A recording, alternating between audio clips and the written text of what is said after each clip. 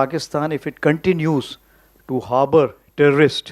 ভারতীয় সেনাপ্রধান জেনারেল উপেন্দ্র দ্বিবেদীর পাকিস্তানকে নিয়ে দেওয়া কঠোর মন্তব্য ঘিরে নতুন করে উত্তপ্ত হয়ে উঠেছে দক্ষিণ এশিয়ার ভূ রাজনীতি।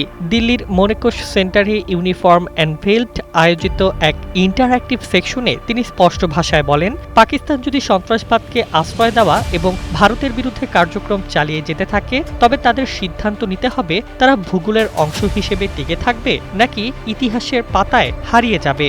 Operate against India, then they have to decide whether they want to be part of the geography or history or not. এই বক্তব্যকে ঘিরে আন্তর্জাতিক অঙ্গনে শুরু হয়েছে ব্যাপক আলোচনা। বিশ্লেষকদের মতে এটি শুধু রাজনৈতিক সতর্কবার্তা নয়, বরং কৌশলগত শক্তির প্রকাশ। সাম্প্রতিক সময়ে ভারত ও পাকিস্তানের মধ্যে সংঘর্ষ ও পাল্টাপাল্টি সামরিক অবস্থান দুই দেশের সম্পর্ককে আরও সংবেদনশীল করে তুলেছে।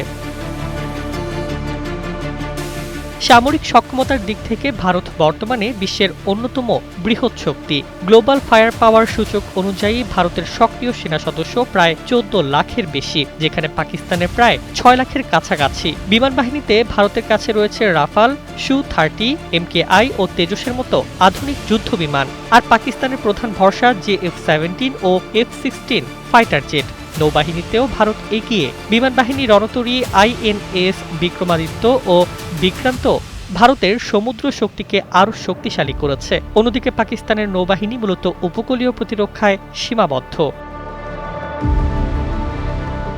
পারমাণবিক শক্তির দিক থেকে উভয় দেশই প্রায় সমান সক্ষমতা রাখে, তবে ভারতের সামগ্রিক প্রতিরক্ষা বাজেট পাকিস্তানের তুলনায় কয়েক গুণ বেশি, যা প্রযুক্তি ও আধুনিকায়নে বড় ব্যবধান তৈরি করছে। এরই মধ্যে অপারেশন সিন্দুর সহ সাম্প্রতিক সীমান্ত উত্তেজনা দুই দেশের মধ্যে সংঘাতের ঝুঁকি আরও বাড়িয়েছে।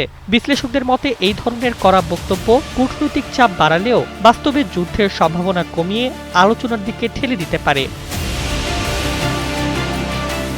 সব মিলিয়ে জেনারেল দ্বিবেদীর মন্তব্য নতুন করে প্রশ্ন তুলেছে, দক্ষিণ এশিয়ার এই দুই পারমাণবিক শক্তিধর দেশ কি সংঘাতের পথে নাকি কূটনীতির টেবিলে ফিরে যাবে?